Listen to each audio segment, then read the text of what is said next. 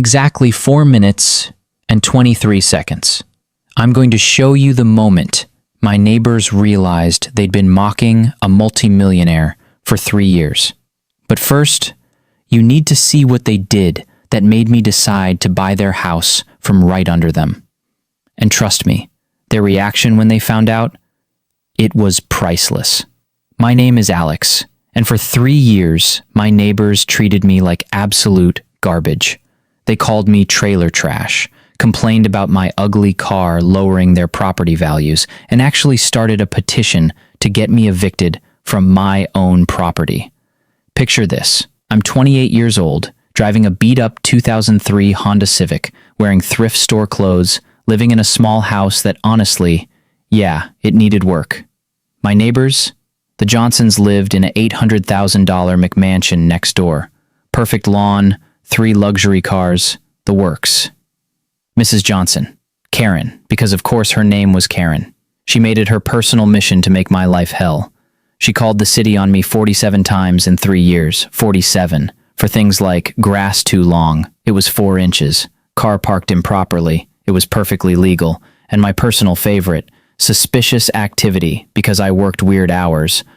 But what really pushed me over the edge, what made me decide to completely destroy their comfortable little world, happened on a Saturday morning that I'll never forget. Because what Karen Johnson said to me that day, it wasn't just insulting, it was the biggest mistake of her entire life. Emotional tone, raw pain turning to cold fury, pacing, build to explosive moment, voice, getting more intense, personal. September 15th, 9:30 a.m. I'm outside watering my small garden when Karen storms over with her husband Brad and their teenage daughter Madison, all 3 of them looking at me like I'm some kind of disease. Karen gets right in my face and says, "Listen, trailer trash, we're trying to sell our house, and your dump is ruining our property values. No decent family wants to live next to whatever this is." She gestures at my house like it's contaminated. Her husband Brad jumps in. "Maybe you'd be more comfortable in a neighborhood that's more appropriate for your income level. There are plenty of rundown areas where you'd fit in better." But it was their daughter Madison who really crossed the line. This 16-year-old kid looks me dead in the eye and says, "My friends are embarrassed to come over because they have to see your trashy house.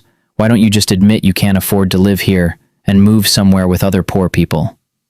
3 generations of entitled rich people, standing on my property, telling me I don't belong in my own neighborhood. But here's what they didn't know about me, what nobody in that neighborhood knew about me. I wasn't poor. I wasn't struggling. I wasn't even middle class. I was worth $12.3 million. And I was about to prove it in a way that would destroy their entire world. You see, 3 years earlier when I was 25, I created a mobile app. Nothing fancy, just a simple productivity tool for small businesses. I built it in my garage, launched it for 99 cents, and honestly expected maybe a few thousand downloads. Within 6 months, it had 50,000 users. Within a year, 2.3 million. The app was making $40,000 a month in revenue. But then something incredible happened. Google wanted to buy it. Not lease it, not partner with it, buy it outright. The final offer? $8.7 million. At 25 years old, I became a multi-millionaire overnight. But instead of buying a mansion and flaunting my wealth, I did something different. I invested everything. Real estate, stocks, cryptocurrency, startup companies. Within 2 years, my $8.7 million had grown to $12.3 million. I was generating more money per month than most people make in a year. But I kept living in my small house, driving my old car, wearing cheap clothes. Why? Because I learned something about people. I learned that when you're rich, everyone treats you differently. They want something from you. They fake friendship for money. But when people think you're poor, that's when you see who they really are. And the Johnsons, they had shown me exactly who they really were. cruel, entitled, classist bullies who judged people's worth by their possessions. Well, it was time to teach them a lesson they would never forget. After the September confrontation, I hired a private investigator to research the Johnsons' finances. What I discovered was absolutely perfect for my revenge. They were broke. Not poor broke, rich people broke. They had bought their $800,000 house with a massive mortgage they could barely afford. Brad's business was failing. Karen's online boutique was hemorrhaging money. They were living paycheck to paycheck while pretending to be wealthy. Even better, they were 3 months behind on their mortgage payments. The bank was starting foreclosure proceedings. Within 6 months, they were going to lose everything. That's when I made the decision that would change all our lives forever. I was going to buy their house. Not to live in, I actually loved my small house. No, I was going to buy it for the one reason that would hurt them the most, to prove a point. I contacted their mortgage company through my lawyer, made them an offer they couldn't refuse. I would pay off their entire mortgage immediately, in cash, in exchange for the deed. The bank was thrilled. They got their money instantly instead of going through expensive foreclosure proceedings. The Johnsons would have 30 days to find new housing. And the beautiful part? They had no idea who their new landlord was. My lawyer handled everything through shell companies and legal trusts. As far as they knew, some faceless corporation had bought their debt. But I wasn't going to let them figure it out gradually. Oh no. I was going to reveal the truth in the most dramatic, devastating way possible. At their own going-away party. October 22nd, the Johnsons threw a farewell party in their backyard, invited the whole neighborhood to say goodbye before they moved to their new apartment across town. Everyone felt so sorry for them, victims of the cruel housing market, forced from their dream home. I watched from my window as 30-40 neighbors gathered in their yard, drinking wine, sharing memories, consoling the victims. Karen was playing it up perfectly, talking about how heartbroken they were to leave, how they never saw it coming. At exactly 7 p.m., I walked over to their party. The conversation stopped. Everyone stared. Karen looked horrified that I had the audacity to show up. "What do you want?" she snapped. "This is a private party for neighbors only. You know, people who actually belong in this neighborhood." I smiled and pulled out a manila envelope. "Actually, Karen, I wanted to give you something, a going-away present." I handed her the envelope. She opened it suspiciously, pulled out the documents inside, and her face went from confusion to shock to absolute horror in about 5 seconds. What is this?" she whispered. "That's the deed to your house, Karen. Your house. The one you're losing? I bought it. I own it now. I'm your new landlord." The silence was deafening. 30 neighbors watching Karen Johnson realized that the trailer trash she'd been tormenting for 3 years had just purchased her $800,000 home with cash. But the best part? The part that made 3 years of humiliation worth it? What I said next. I looked around at all the neighbors who had watched the Johnsons bully me for years without saying a word, all the people who had quietly agreed that I didn't belong in their neighborhood. "You know what's funny?" I said, loud enough for everyone to hear. "For 3 years, y'all treated me like garbage because you thought I was poor. You called me trailer trash, said I was lowering your property values, tried to get me evicted from my own property. Karen, you called the city on me 47 times for completely legal activities. Brad, you told me I should move somewhere more appropriate for my income level. Madison, you said your friends were embarrassed to come over because they had to see my house." Karen tried to interrupt. "Now wait just a minute." "No, Karen, you wait. Because I'm not finished. You want to know the truth? I'm worth $12.3 million. That trashy car you complained about? I could buy 50 of your BMWs without checking my bank balance. This dump of a house you hate so much? I paid cash for it while you were struggling to make mortgage payments on yours." The crowd was stunned, jaws literally hanging open. But I wasn't done destroying her yet. And now, because you couldn't treat a fellow human being with basic respect, because you decided to judge someone's worth by their possessions, I own your house. The house you're losing because you couldn't afford the payments while pretending to be wealthy. Karen's face was red, tears streaming down her cheeks. This isn't fair. You tricked us. You lied about who you were. I never lied about anything, Karen. I just never told you how much money I had. Because honestly, it was none of your business. And more importantly, it shouldn't have mattered. A decent person treats their neighbors with respect, regardless of their income.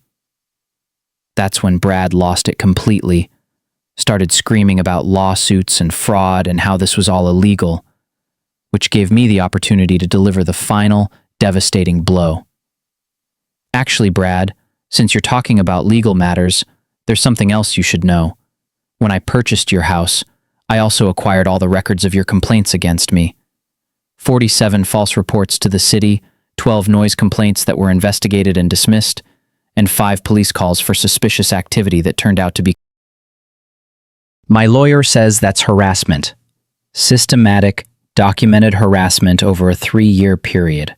We could pursue criminal charges if we wanted to. But honestly, watching you lose your house to the person you tried to destroy is punishment enough. The neighbors started quietly leaving. Nobody wanted to be associated with the Johnsons anymore. In one evening, they had gone from respected members of the community to social pariahs. But Madison, their teenage daughter, had to get in one last shot.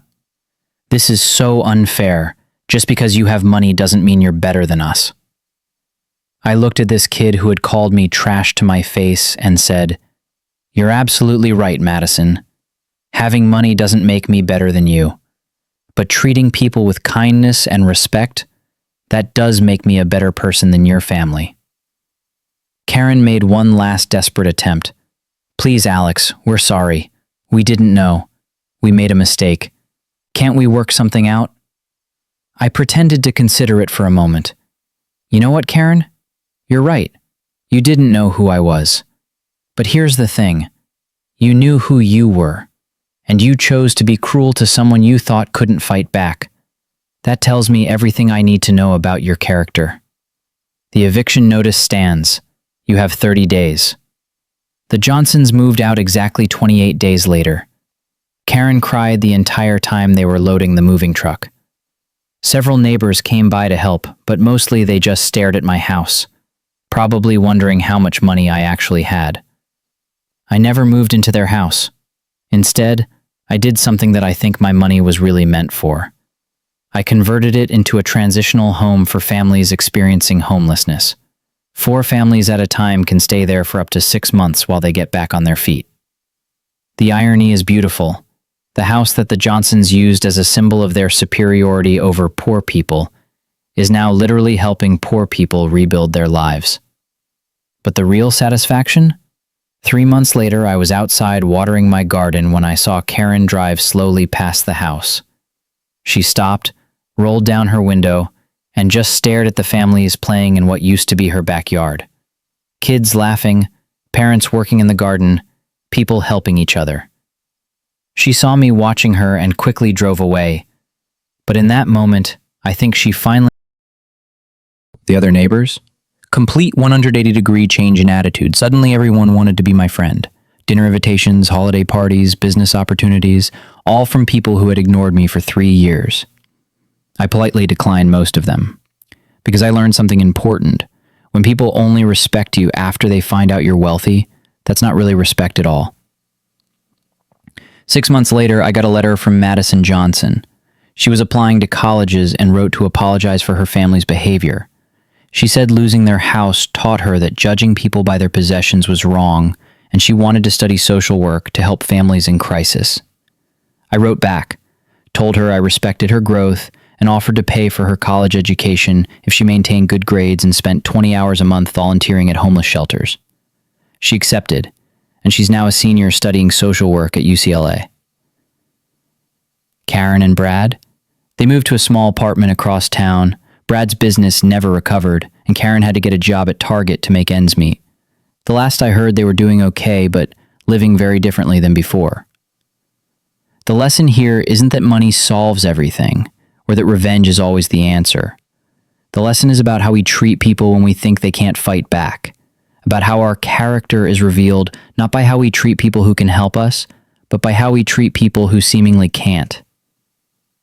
I spent 3 years being judged for my old car, my small house, my thrift store clothes. But the truth is, those things never mattered. What mattered was kindness, respect, and basic human decency, things that cost nothing but mean everything. Today, I still live in my small house. I still drive an older car, though I upgraded to a 2018 Honda Civic. I still shop at thrift stores sometimes because why waste money on expensive clothes that don't make you a better person? But I also run a foundation that helps working families buy their first homes. I've helped 23 families so far, and every single one sends me pictures and updates about their lives. That's worth more than any mansion or luxury car.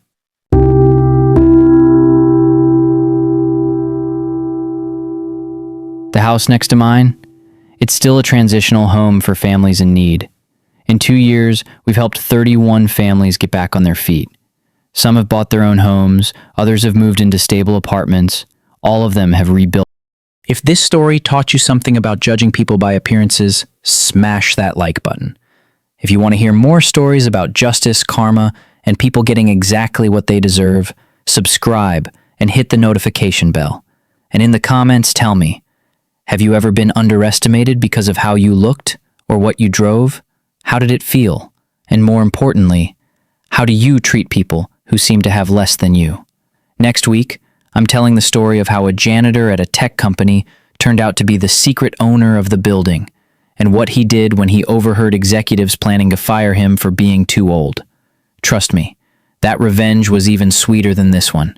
Remember, you never know who you're really dealing with. That person you're ignoring, that person you think is beneath you, that person you're treating like they don't matter, they might just surprise you. And when they do, you better hope you treated them right. I'm Alex, this was my story, and I'll see you next day for another tale of justice served ice cold.